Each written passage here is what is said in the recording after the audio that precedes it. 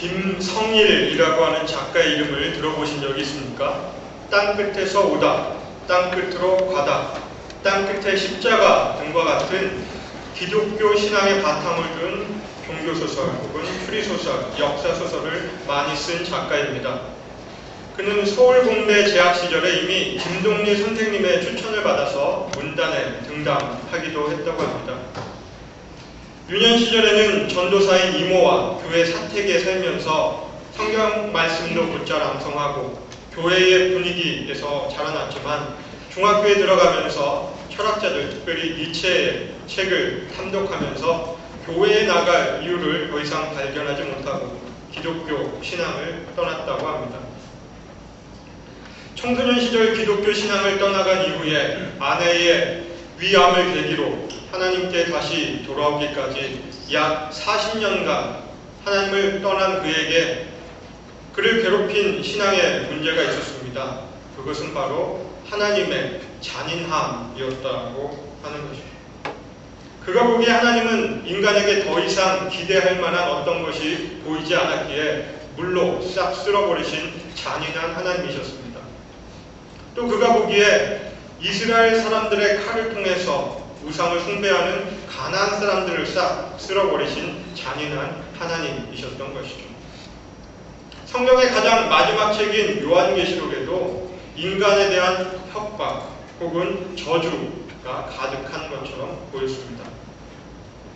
하나님의 잔인함을 이유로 기독교 신앙을 떠나갔던 그가 아내의 위암을 계기로 아내의 질병 앞에서 무너졌으며 과연 하나님이 살아계신지, 과연 자신이 벌받고 있는 이유가 하나님을 떠났기 때문인지 그 이유를 찾기 위해 성경 말씀을 연구하기 시작했다고 합니다. 따지기 위해서 읽기 시작한 성경 말씀, 지푸라기라도 잡는 심정으로 아내를 살려달라고 시작한 기도, 이 말씀과 기도를 통해서 그는 예수 그리스도를 만났고 십자가에서 고통당하시는 예수 그리스도의 모습 속에서 하나님의 사랑을 발견했습니다.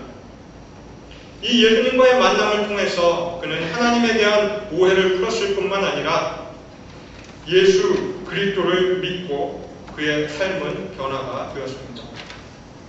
오늘 본문 역시도 보는 관점에 따라서는 하나님의 잔인함을 드러내는 본문으로 보여질 수도 있습니다. 다른 것은 몰라도 우상에 대해서만큼은 집요할 정도로 보이는 하나님의 엄격함이 때로는 잔인함으로 오해될 수도 있기 때문입니다.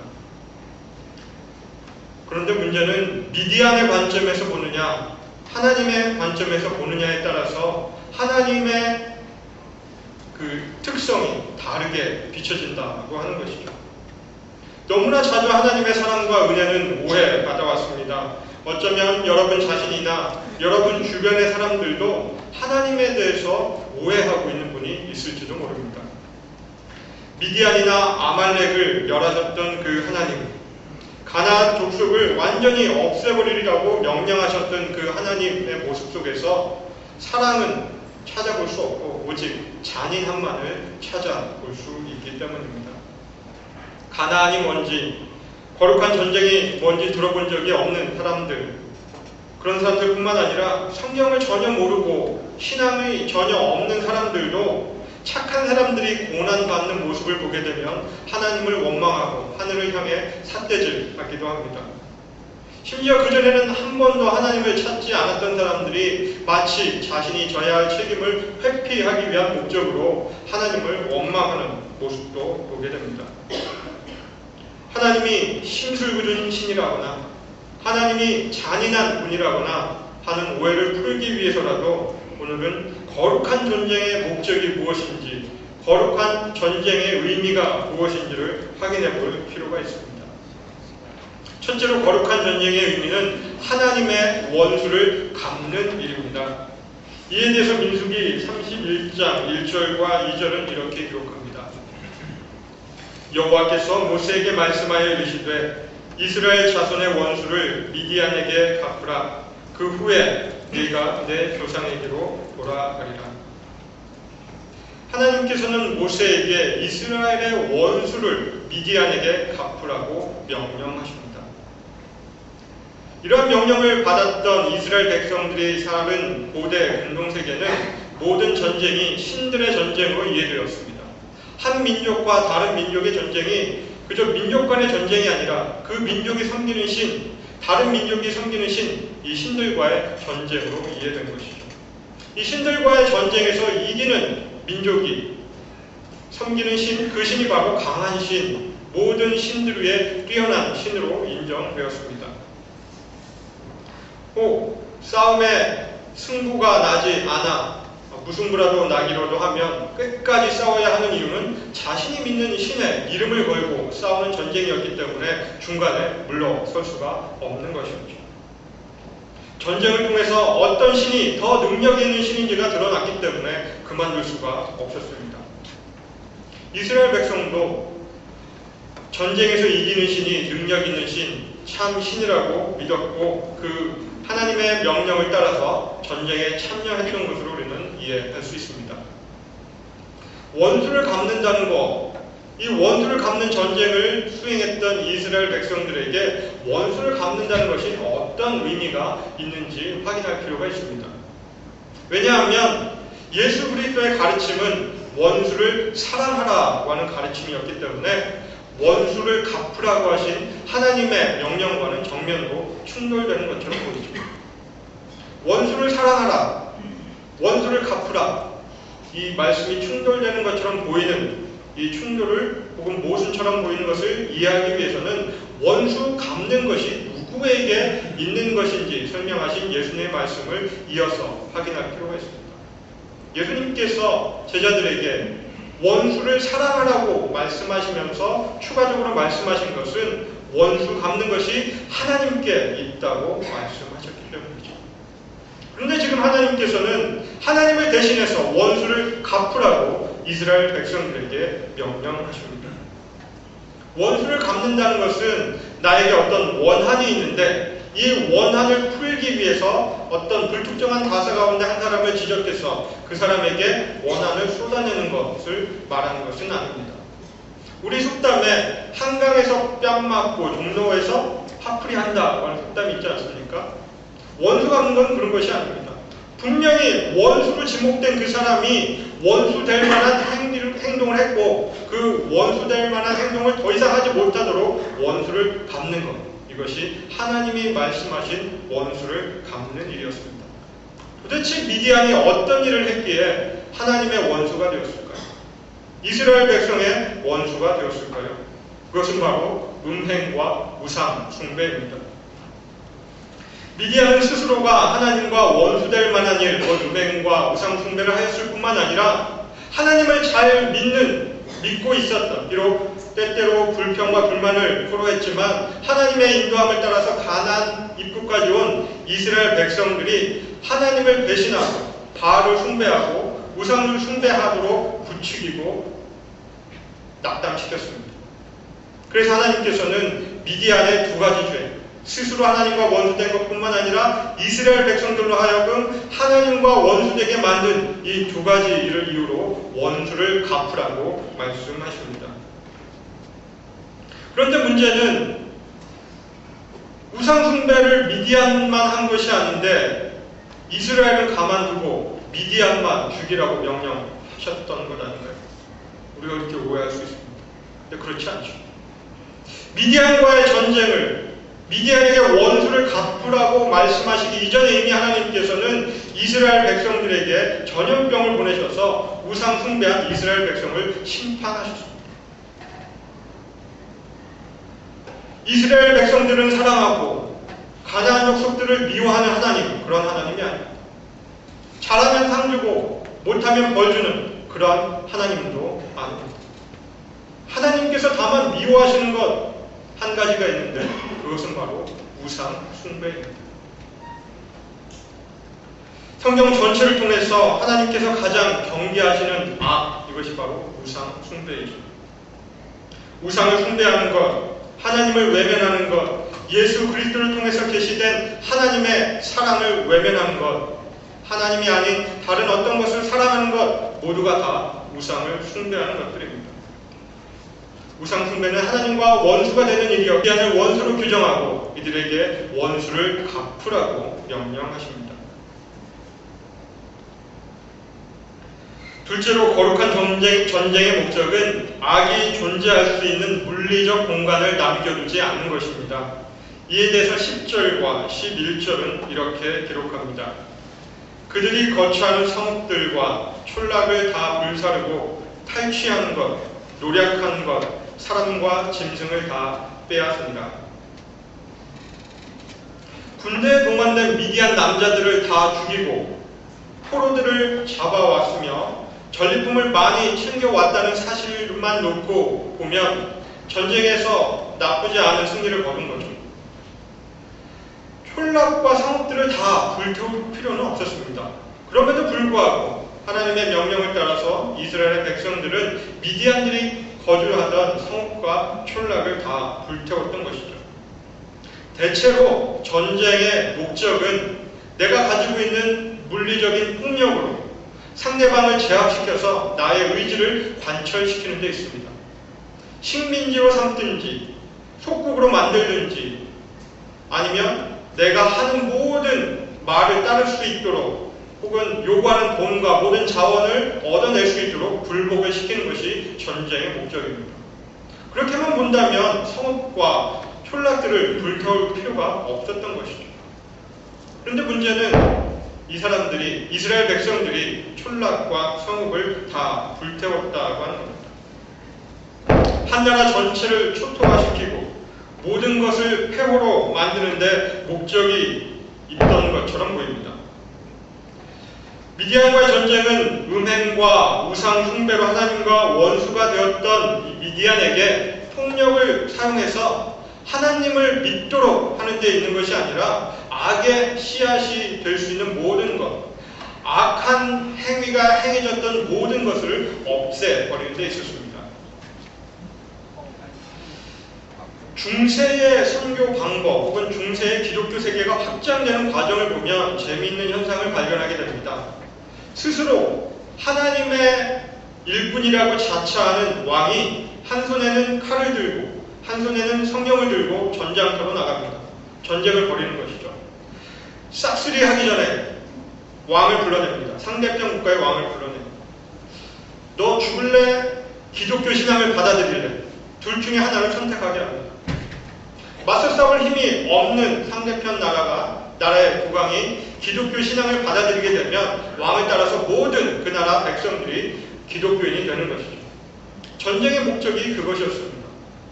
만약 여호와 신앙을 강요하는 것이 목적이었다면 왕을 잡아다가 너 여호와 하나님을 믿을래? 아니면 죽을래? 라고 묻는 것으로 평화롭게 전쟁을 마무리할 수도 있지 않겠습니까? 그런데 문제는 그것이 아니었다고 하는 거죠. 개종을 시키는 게 문제가 아니라 악이 행해질 수 있는 모든 물리적 공간을 없애는 것이 전쟁의 목적이었기 때문에 촌락과 성읍들을 다 불태웠던 것입니다. 악이 존재할 수 있는 물리적 공간을 없애는 것이 중요한 이유는 사람들이 주변 환경에 영향을 쉽게 받기 때문이죠.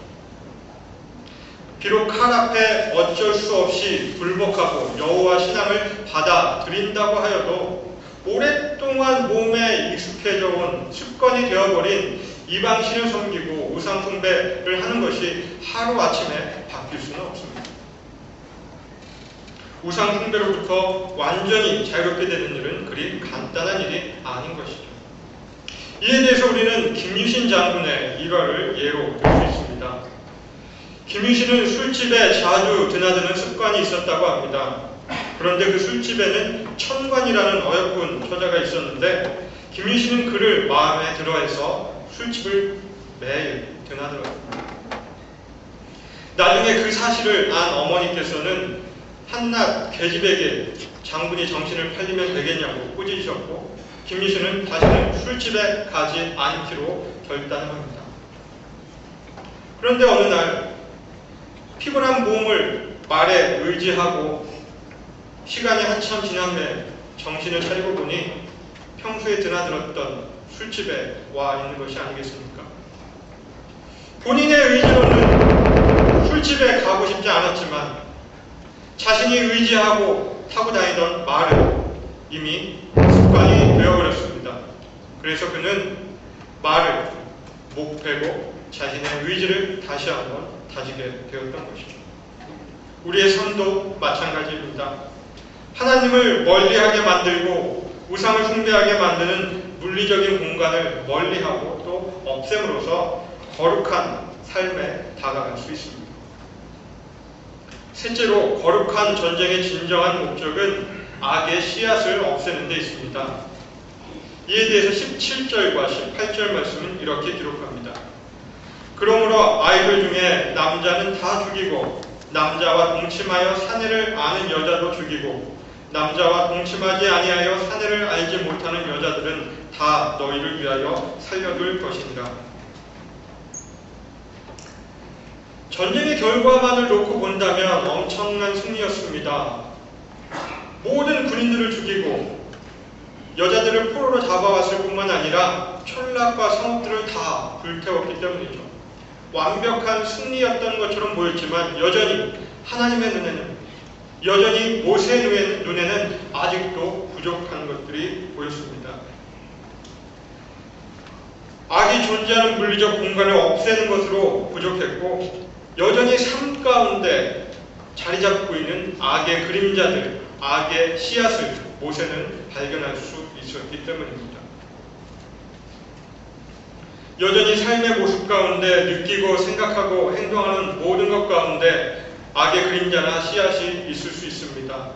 우리가 눈이 어두워서 바라보지 못하는 것들, 그것들을 하나님께서는 여전히 바라보고 계신다는 사실을 우리는 기억할 필요가 있습니다. 물론 악이 존재했던 공간, 악이 행했던 물리적 공간을 없애는 것만도 쉬운 일은 아닙니다.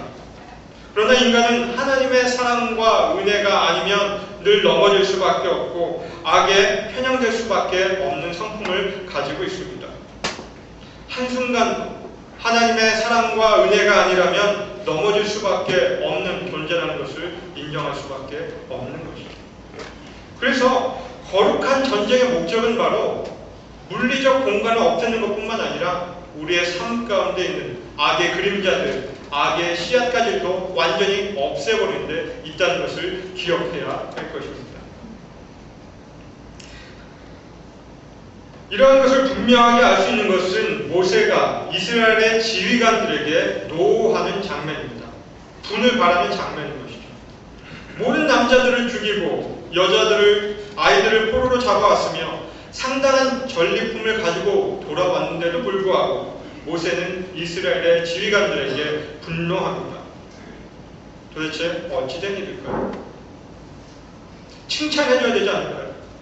싸움을 이기고 돌아왔는데 격려해주고 뭔가 잔치를 베풀어야 할 것 같은 상황이라고 생각하지 않으십니까? 그런데 모세는 다짜고짜 이스라엘의 지휘관들에게 분노합니다. 단순하게 원수를 갚기 위해서라거나 전리품과 포로를 얻기 위해서 벌인 전쟁이라고 한다면 모세가 화를 내는 것이 이상하게 보일 수 있습니다. 목숨을 걸고 전쟁에서 싸워서 승리를 얻은 후에 본진으로 돌아오는 이스라엘 백성들에게 모세가 화를 낸 이유에 대해서 15절과 16절은 이렇게 기록합니다. 모세가 그들에게 이르되 너희가 여자들을 다 살려두었느냐? 보라, 이들이 발람의 꾀를 따라 이스라엘 자손을 두올의 사건에서 여호와 앞에 범죄하게 하여 여호와의 회중 가운데 연병이 일어나게 하였느니라. 기껏 목숨 걸고 싸운 후에 모든 전리품과 포로들을 챙겨 돌아온 그 지휘관들이 욕을 먹는 이 장면을 상상해 보십시오. 만약 여러분들이 전장에서 마치고 이제 막 본진으로 돌아온 지휘관이라고 한다면 모세가 화를 내는 이유를 이해할 수 있겠습니까? 이미 은퇴했어요. 여호수아에게 지휘권을 넘겼습니다. 또 하나님께서 말씀하신 대로 이제 죽을 날이 얼마 남지 않았어요. 아마 저 같으면 저 노인네가 도망이 났나? 왜 화를 저렇게 내나? 격려해주고 잔치를 베풀어도 모자랄 판에 왜 저럴까? 의아했을 겁니다. 그런데 하나님의 관점에서 본다면, 모세의 관점에서 본다면 여전히 전쟁이 아니었습니다. 여전히 포로로 잡혀온 그 사람들 가운데 악을 행하도록 만든 여인들이 있었기 때문이죠. 이 전쟁의 목적은 악을 없애는 데 있었습니다. 하나님을 멀리하고 우상을 숭배하는 그러한 악한 행위를 씨앗까지라도 뿌리 뽑는 데 있었기 때문에 모세는 이스라엘의 지휘관들이 데려온 포로들 가운데 이스라엘 백성들로 하여금 음행하게 하고 우상 숭배하게 한 그 여인들의 모습을 발견하자마자 지휘관들에게 분노했던 것입니다. 남자들을 다 죽이고 성들과 촌락들을 다 태우고 하나님께 드릴 만한 많은 전리품들을 가지고 돌아왔는데도 불구하고 화를 냈던 모세의 모습에서 하나님의 분노를 우리는 느껴야 합니다.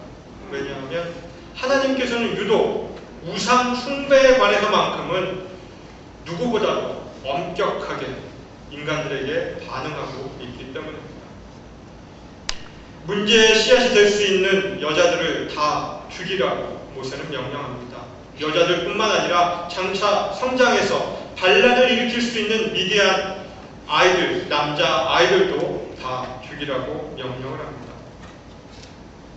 하나님의 마음을 아는 모세는 또다시 이스라엘 백성들이 하나님을 배반하고 우상을 숭배할 것이 두려워 지휘관들에게 노를 바라고 모든 악의 씨앗을 없애라고 말하였던 것입니다. 거룩한 전쟁의 목적은 이와 같이 악의 씨앗, 악의 그림자, 악의 가능성을 없애는 데 있습니다. 우상 숭배가 하나님과 원수되는 일이었기 때문에 하나님께서는 스스로 우상 숭배를 할 뿐만 아니라 다른 사람들로 하여금 하나님을 멀리하게 만들고 우상 숭배하게 만드는 미디안을 원수로 규정하시고 원수를 갚으라고 말씀하셨던 것입니다. 하나님께서 가장 싫어하시는 것이 뭐라고요? 그것은 바로 우상 숭배입니다. 여러분들이 잘 아시는 10계명 가운데 첫 번째 계명과 두 번째 계명이 바로 우상 숭배와 관련된 계명입니다. 첫째 계명은 너는 나 외에는 다른 신들을 내게 두지 말지라 하는 명령이죠.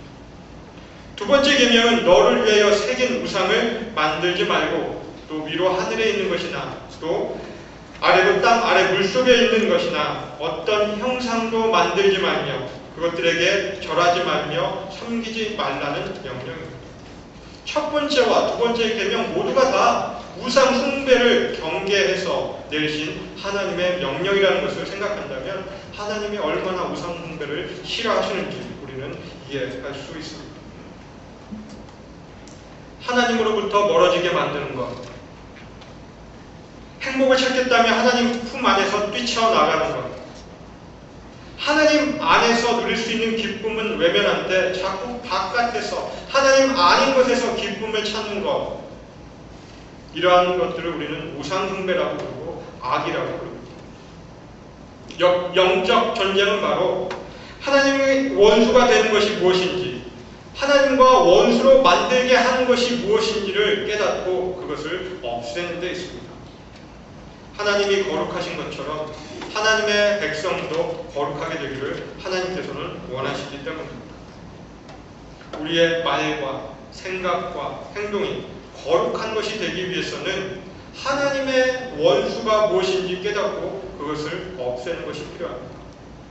악은 그 모양이라도 그림자라도 씨앗이라도 버리고 하나님 안에 머물러 있어야 합니다. 악과 싸우는 것, 매일의 삶에서 선이 승리하게 하는 것, 이것이 우리가 싸워야 할 영적 전쟁입니다. 우리는 삶 속에서 다른 사람들로 오해를 받을 때도 있고 또 오해할 때도 있습니다. 진심은 통할 거라고 믿기는 하지만 사람들의 마음이 내 마음과 같지 않은 것을 확인하면서 실망하기도 합니다. 그러면서도 정작 하나님에 대해서는 여전히 오해하고 있는 부분이 있지는 않은지 생각해 볼 필요가 있습니다. 거룩한 전쟁은 하나님의 잔인함을 드러낸 사건이 아니라 하나님의 거룩함을 드러낸 사건입니다.